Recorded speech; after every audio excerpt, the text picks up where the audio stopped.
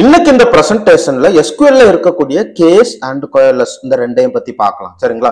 First theoretical explanation பார்க்கிறதுக்கு முன்னாடி ஒரு டெமோவை பார்த்துட்டு வந்துடலாம். அதுக்கப்புறம் அந்த தியரிட்டிக்கல் எக்ஸ்பிளனேஷன் கொடுக்கும்போது உங்களுக்கு நல்லா புரியும். நான் first SQL server management studio open பண்ணிக்கிறேன்.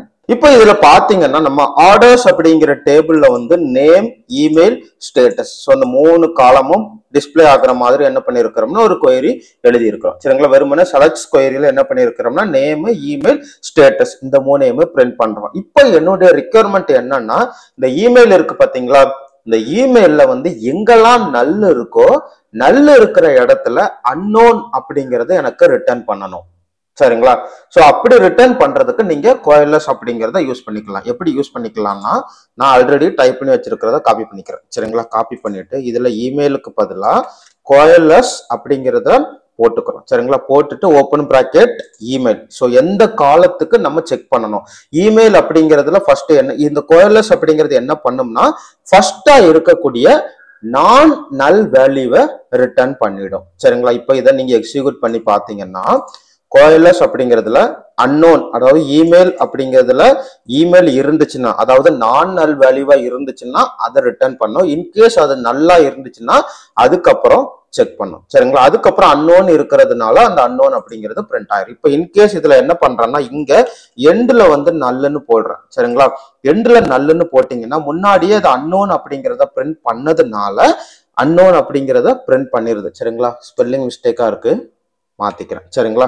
பட் இதே நீங்க இந்த நல்ல தூக்கி கடைசியில போடுறதுக்கு பதிலா இதுல போட்டீங்கன்னா என்ன நடக்கும் கொஞ்சம் கெஸ் பண்ணுங்களா? சோ நீங்க எத்தனை வேல்யூனாலும் இதுல கொடுக்கலாம். சரிங்களா? கோயர்லெஸ் அப்படிங்கறது லிஸ்ட் ஆஃப் வேல்யூவை இன்புட் அக்செப்ட் பண்ணிக்கிடும். ஃபர்ஸ்ட் இருக்கக்கூடிய நான் நல் வேல்யூவை ரிட்டர்ன் பண்ணும். சரிங்களா? இங்க பாத்தீங்கன்னா இங்க நல்ல தூக்கி இடையில போட்டாலுமே இது நல்ல அப்படிங்கிறதுனால அடுத்தது எங்க போயிருது அன்னோன் அப்படிங்கிறது இருக்கிறதுனால அதை எடுத்துக்கிறது. பட் அந்த அன்னோன் எடுத்து விட்டுருதேன்.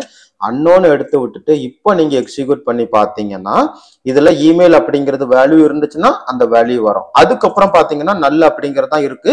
ரிட்டர்ன் பண்ணக்கூடிய வேல்யூமே நல்லா தான் இருக்க போது, அதனால நல்ல அப்படிங்கிறத ரிட்டர்ன் பண்ணிடும். இப்போ உங்களுக்கு புரிஞ்சிருக்கும்னு நினைக்கிறேன். சரிங்களா? அடுத்தது நம்மளுடைய ரிக்வயர்மெண்ட் என்னன்னா இப்ப இந்த ஸ்டேட்டஸ்ன்னு பாத்தீங்கன்னா pending, shipped, delivered, processing, cancelled இப்படி 5 ஸ்டேட்டஸா இருக்கு. சரிங்களா? இப்படி 5 ஸ்டேட்டஸ் எனக்கு தேவையில்லை.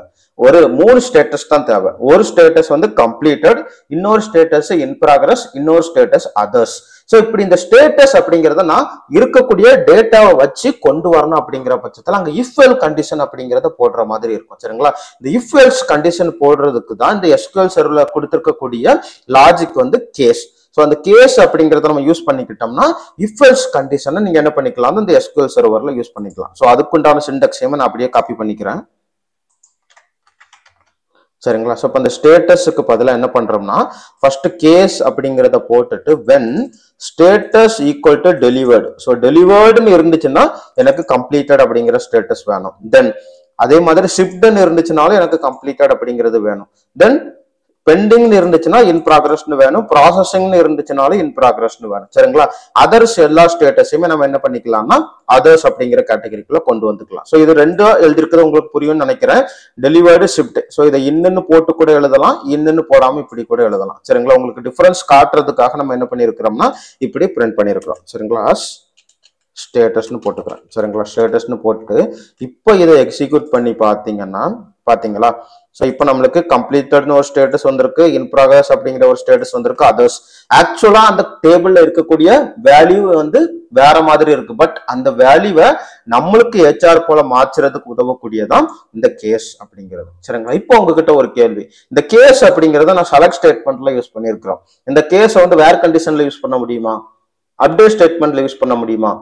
யூஸ் பண்ணலாம். சரிங்களா? சோ இந்த क्वेश्चन கேட்க வாய்ப்பு இருக்கு சில இன்டர்வியூஸ்ல. சோ கண்டிப்பா நீங்க வேர் ஸ்டேட்மெண்ட்ல யூஸ் பண்ணிக்கலாம், அப்டேட் ஸ்டேட்மெண்ட்ல என்ன பண்ணிக்கலாம்னா இந்த கேஸ் அப்படிங்கறத யூஸ் பண்ணிக்கலாம். உங்களுக்கு இப்ப புரிஞ்சிருக்கும்னு நினைக்கிறேன். ஏதாவது டவுட் இருந்துச்சுன்னா கேளுங்க. இப்ப என்ன பண்ணிக்கலாம்னா தியரிட்டிக்கல் எக்ஸ்பிளனேஷனை பார்த்துடலாம். கேஸ் அப்படிங்கிறது it is used to perform conditional logic inside queries similar to if else condition. So if else கண்டிஷனை நம்ம என்ன பண்ணிக்கலாம்னா இந்த SQL கொயரிஸ்ல வந்து இன்சைடு வந்து கேஸ் ஸ்டேட்மெண்ட்டை யூஸ் பண்ணிக்கலாம். அடுத்தது கோயர்லெஸ் அப்படிங்கிறது ரிட்டர்ன்ஸ் ஃபர்ஸ்ட் நான் நல் வேல்யூஸ் ஃப்ரம் த லிஸ்ட்.